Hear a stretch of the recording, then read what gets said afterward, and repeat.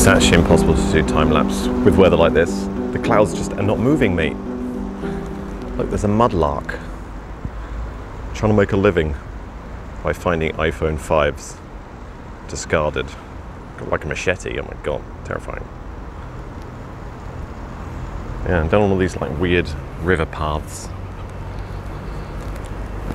So, quite interesting actually that in the furtherance of the conspiracy going mainstream, there's I don't know if you've seen it already, but there was an article written by The Guardian about how about the danger of pseudo-private public spaces, as in up at railway stations or in public squares or whatever, where it feels like a public space, but it's actually a private space, and therefore there's certain activity you're not actually allowed to do in private property, which is like what it is now. Apparently commercial filming, something I've worried about actually, now that I'm on Patreon. Am I doing commercial filming? I don't know. Before, it used to be just like the bog standard that I would say to people, well, I don't make any money out of it, it's not commercial, I'm just an amateur. Am I now a professional filmmaker, and that is now meaning that I'm censored or restricted in what I can actually film and where I can film or whatever? I don't know. It's interesting that people are starting to debate the whole idea of like public-private space. Is it bad that you know, a lot of the public spaces that we feel are public are actually private, but we don't even know? I wanted to read you some of the article and then talk about how weird it actually is that the article exists at all. Okay, so it's called Revealed, the Insidious Creep of Pseudo-Public Space in London. A Guardian Cities investigation has for the first time mapped the startling spread of pseudo-public spaces across the UK capital, revealing an almost complete lack of transparency over who owns the sites and how they are policed. Pseudo-public spaces, large squares, parks and thoroughfares that appear to be public but are actually owned and controlled by developers and their private backers, are on the rise in London and many other British cities, as local authorities argue they cannot afford to create or maintain such spaces themselves. Although they are seemingly accessible to the members of the public and have the look and feel of public land, these sites, also known as privately owned public spaces, or POPs, are not subject to ordinary local authority bylaws, but rather governed by restrictions drawn up by the landowner and usually enforced by private security companies. This rings a bell, doesn't it? And for all we know, that mud bank might be a private space and she's actually stealing, you know, arrest that woman, stealing mud. It's funny, isn't it? Because like, I've been talking about that for years. I've made many videos about that sort of topic. People like Danny Shine, obviously, he's been doing that for years as well. But now it's actually in mainstream news articles and people are saying that it's a concerning thing that actually we don't have the same rights on private land as we have on public land.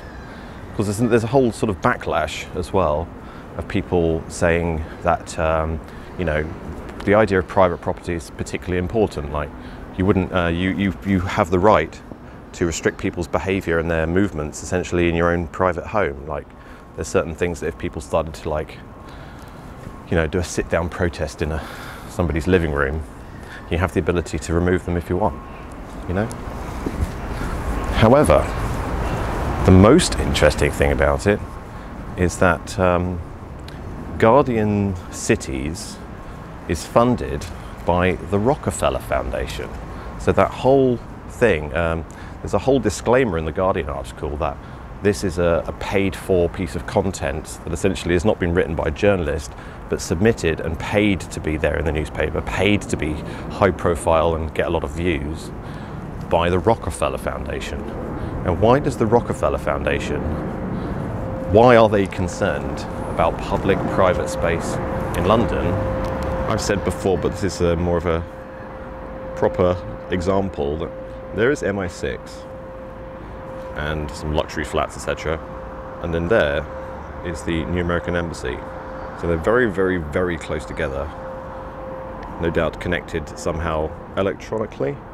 sharing of data, a constitutional arrangement between Britain and America possibly. And that place has been sort of quite in the news to be quite controversial in that it's completely private over there, and therefore if you're thinking about protesting at the American embassy when it's opened, good luck to you, because freedom and freedom of speech and freedom of expression do not apply around the new American embassy. So that's one of the things that, but why would the Rockefeller Foundation be interested in that? In a way, it's nice that people are learning about this very important topic. However, the fact they're learning it sponsored by the Rockefeller Foundation is like, I see as basically like meddling. It is literally like American corporations meddling in the very constitutional arrangement in England. If anything, it's compounding the problem, and it's not going to solve it. But it's interesting that when The Guardian asked the landowners if they could see what regulations were actually guiding people's behaviour, a lot of them declined. The vast majority of them declined. And so we simply don't know what is termed appropriate behaviour on that kind of private land, other than the fact that you're not allowed to say anything controversial. You're not allowed to sleep, because apparently people, even if they fall asleep in a bench or something because they're really tired, they'll be shaken awake by a security guard, is what it says in there. And they also, like, they had quite a large section about the particular area of Moor London around Sadiq Khan's office at City Hall. Of course, I film down there like all the time. I even had that security guard standing behind me, if you know what I mean, and he didn't stop me from doing it. But apparently when mainstream media go down there, they are basically escorted off the site. It's something to watch, I think, and if anything, I'm more concerned about why the Rockefeller Foundation are involved in the first place, and also just the strange bedfellows, the Guardian and the Rockefellers.